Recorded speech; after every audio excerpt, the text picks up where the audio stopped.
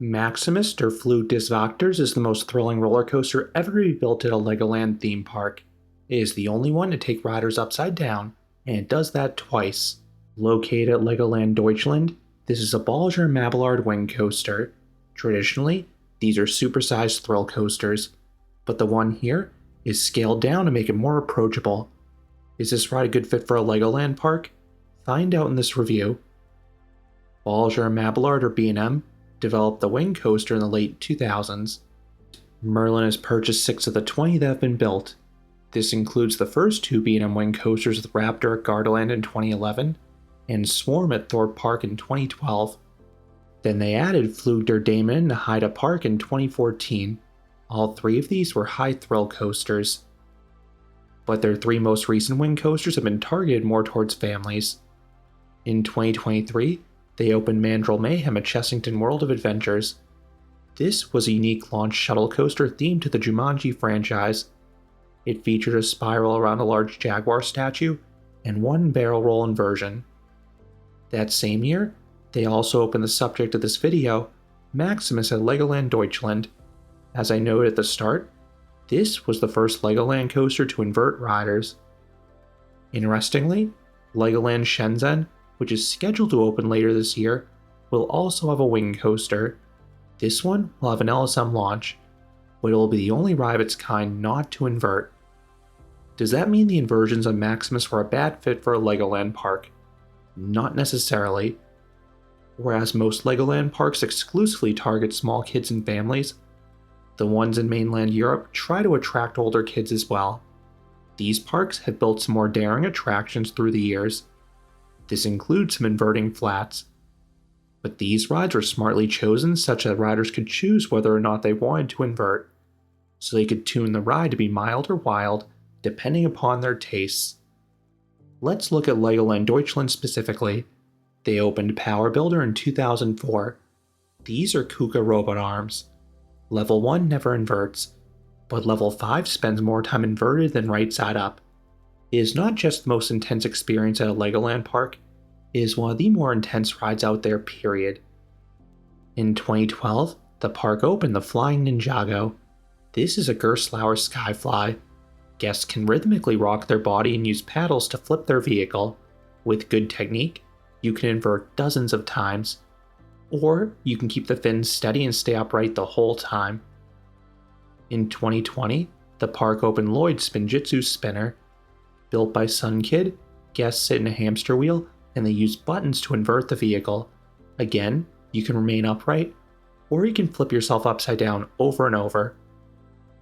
Maximus opened in 2023, and it seemed like a natural progression in the park's push for more thrill rides. Plopping something like this in Legoland Billund could also make sense because that park too has tested the waters with inverting flat rides. But this ride may not work as well at other Legoland properties that have not built up some thrill rides. For example, that may be why the version coming to Legoland Shenzhen does not appear to have any inversions. Maximus is part of the Mythica area, which also opened with the ride in 2023. This is a universe filled with adventure and mythical creatures. The land captures the fantastical nature. There's a ruined archway at the entrance, bright colors, and plenty of statues. But Maximus dominates the area. This coaster cycles around the perimeter of the land, adding a ton of kinetic energy whenever it cycles. I also love the sky blue track. It really pops on a clear day. And the station building is quite eye-catching as well. It has a giant lion statue protruding from it. Then the building is painted with wings overlaid on top of that lion, in addition to some multicolored bricks. It looks similar to the building on Legoland Windsor's Flying Theater if you've seen that ride. The outdoor queue does not have much to look at, but the indoor portion is stylized with purple and blue hues. The walls are covered with ruins, and there's a TV screen providing info on different creatures. This aesthetic continues to the station area as well. And I love how that train looks. It looks like it was constructed from Lego bricks, and the lead car features a creature's head. Expect to wait a decent amount for this ride. It routinely is one of the longer waits in the park. On average, it hovers around the half-hour mark, but it can swell to at least the 45 to 60 minute mark on weekends or holiday periods. This ride does have a solid capacity for a Legoland coaster. It operates with 2 trains, and those trains hold 20 riders. The train is split on both sides of the track. Each side has 5 rows that seat 2 people each. Dispatches were slow compared to the other German theme parks, but they were passable in the grand scheme of things. What are the best ways to avoid the worst waits? The best approach is to visit on an off-peak day. This ride's queue has been particularly short during the park's winter event, presumably due to the cooler temperatures. Another major time saver is to utilize the single rider line. Legoland attracts a lot of families. Families almost always want to ride together, so if you're solo or willing to split up, you can often board immediately. Even on a summer Saturday, the single rider line was always a walk-on. Another way to board quickly is to use the Express Pass. This is a paid skip-the-line system. You are routed directly to the station, so you should never have to wait more than 5 minutes. On a typical day, you also may find shorter waits during the first or last hour due to this ride's location in the back of the park. I visited in the afternoon on a Saturday, and this ride's queue was just a 15 to 20 minute wait during that final hour. At the end of the queue, you are assigned a row. Typically, staff members assign seats front to back on one side of the train, then they do the exact same thing on the other side of the train. If you have a preference, you can request a row, and staff members will try to honor it. I thought the front was slightly better for the view, but overall, the forces felt similar across the train. I did not have much of a preference on the left or right side either. Each side has one turn that's better than the other, so it ends up being a wash. As with most wing coasters, the outside seats are a bit bouncier. Still, these seats are smooth enough, and the interior ones are very smooth. The train has a slight rattler in 1 or 2 elements, but this is easily one of the smoothest coasters that B&M has produced over the past few years. And compared to Mandrill Mayhem, the other family wing coaster that also opened in 2023, Maximus was smoother. Riders are secured by vest restraints. These are found in all of the B&M wing coasters to date. There's a thick bar by your pelvis. Then, there's a soft, stretchable piece securing your upper body. These are snug, but comfortable, and they prevent any headbanging, not that I think there would have been anyway given how well it tracks. These restraints do not feel any different than the older wing coasters, which had a 54-inch minimum height requirement, yet Maximus is able to have a 48-inch height requirement. This is much better for the park's audience. Once secure, you round a corner. You then ascend the 56-foot or 17-meter tall lift hill. This is by far the shortest lift hill on any B&M wing coaster, so you're at the top in roughly 10 seconds. If you're on the left side, you get a nice view overlooking the land. If you're on the right side, you just have some trees. Once at the top, you have a drop. It is short and shallow. It basically is just a ramp to build up speed. This leads to a 450-degree helix. This is solid and very sustained positive Gs. This element lasts a good while, so it is possible to gray out here, and it also circles around this cool dragon statue. The exit is a curved drop to the right.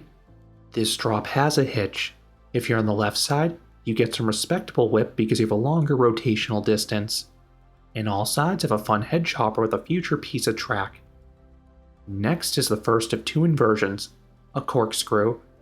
This is a delightfully slow maneuver with good hang time.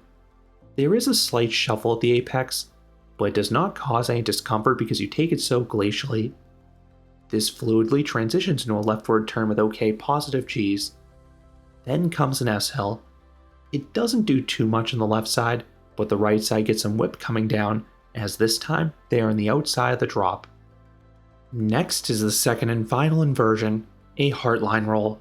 These are always excellent on wing coasters, and that once again is true here. It offers oodles of hang time as you invert over the land's entrance. It is a slow, but very exciting finale. You then twist left into the brakes, and once the station is clear, you park there, ending the 1,499-foot or 457-meter-long coaster. This ride is short, but that's a necessity due to this ride's minimal height, and I think that was deliberate as well.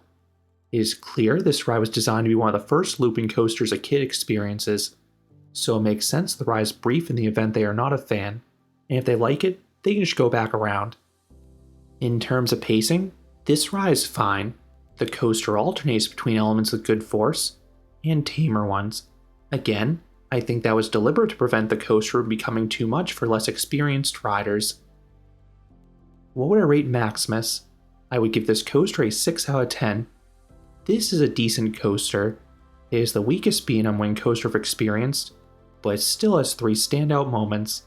I like the power on the helix and the hang time on the 2 inversions. This coaster is short and not overly intense, but again, I think that makes sense given the park it was built at. This is a nice family thrill option.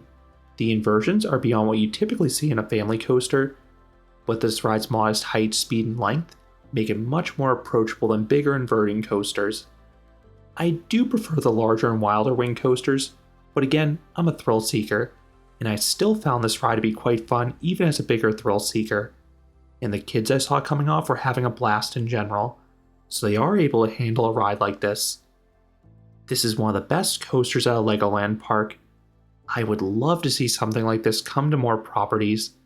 I think it could immediately work at Legoland Billund, but the other parks may need to work up to something like this. Those are my thoughts on Maximus at Legoland Deutschland. What are your thoughts on this coaster? Do you think it's a good fit at a Legoland park? Let me know down in the comments. If you enjoyed this review, I would appreciate it if you gave this video a like, and you consider subscribing, because there'll be a lot more roller coaster and amusement park videos here at Canopy Coaster. Thanks for watching.